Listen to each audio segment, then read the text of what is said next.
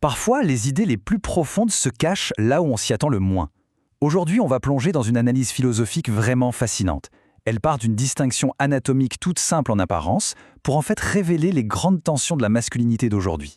Et voilà, tout est dit dans cette phrase. C'est l'idée centrale. Ça nous invite à regarder bien au-delà de la simple biologie, pour comprendre comment le corps lui-même devient une sorte d'allégorie, un texte qui nous raconte les angoisses et les contradictions de notre époque. Alors cette réflexion vraiment puissante, elle nous vient du philosophe Laurent Bilger.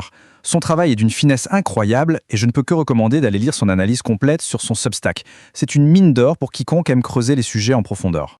Bon, voici le programme pour les prochaines minutes. On va commencer par la métaphore, bien sûr. Puis, on explorera les deux visions du masculin qui en découlent. On verra comment tout ça reflète notre société.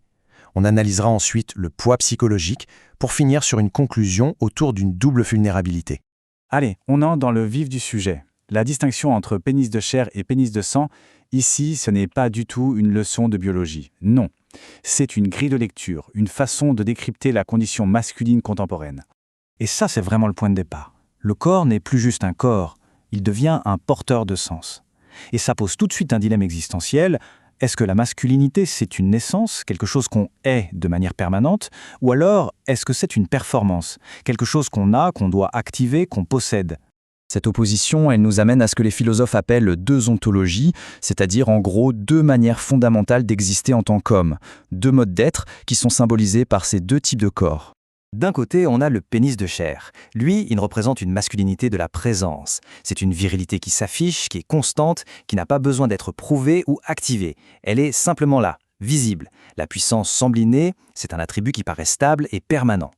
Et de l'autre côté, on a le pénis de sang. Lui, il symbolise une masculinité du flux, du processus. Là, la virilité, ce n'est pas une donnée permanente, c'est un événement. Elle dépend du contexte, du désir, de la relation à l'autre. Elle doit advenir, se manifester pour exister. On voit bien l'opposition se dessiner. D'un côté, on est dans une logique de l'être, la présence, la stabilité, le simple fait de montrer.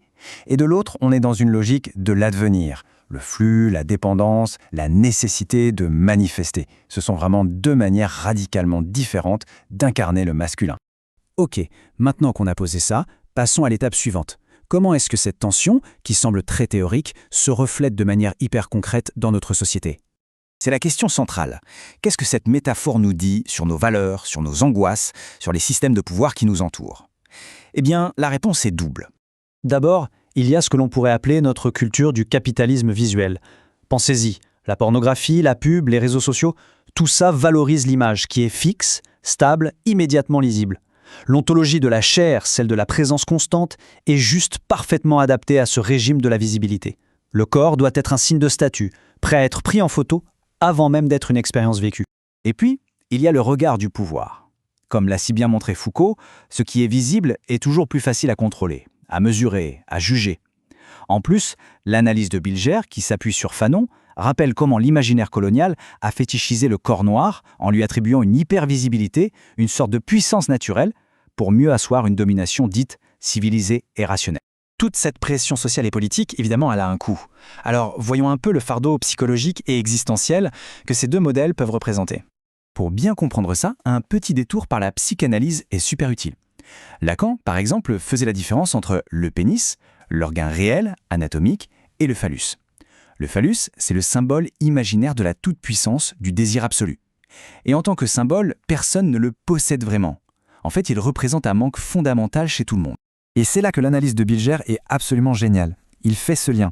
Le pénis de chair, par sa présence constante, il entretient l'illusion qu'il serait possible d'incarner le phallus, d'avoir cette puissance de manière réelle. Alors qu'à l'inverse, le pénis de sang, par sa nature conditionnelle, il rappelle sans cesse que la puissance n'est qu'un événement et que le manque, c'est la règle du jeu. Et bien sûr, le temps vient de tout chambouler. Avec l'âge, aucune de ces deux illusions ne tient la route. La permanence supposée de la chair finit par s'effriter, et la puissance événementielle du sang, elle, se fatigue. La conclusion est implacable. La virilité n'est pas une essence éternelle, mais bien un cycle, un processus qui a un début et une fin. On arrive maintenant à la conclusion de cette analyse brillante, qui va synthétiser toutes ces tensions en un concept vraiment clé. Au final, le point crucial, le voici. La masculinité moderne se retrouve prise en étau entre deux formes de vulnérabilité. D'un côté, le fardeau d'être constamment visible, exposé, jugé. Et de l'autre, l'angoisse d'être dépendant du désir, du contexte de l'autre pour pouvoir exister. Et cette citation de Laurent Bilger, c'est la clé de voûte de toute sa pensée. Le problème, il n'est plus du tout anatomique, il est symbolique. La fameuse crise de la masculinité, ce n'est pas une crise de la puissance physique, mais bien une crise du sens. Une difficulté à trouver sa place dans un monde où les anciens repères ont tout simplement disparu. Ce qu'on vient de voir n'est vraiment qu'un aperçu d'une pensée beaucoup plus riche. Pour vraiment saisir toutes les subtilités, il faut lire l'article complet de Laurent Bilger sur son Substack. C'est le genre de lecture qui fait réfléchir bien au-delà du sujet initial, croyez-moi.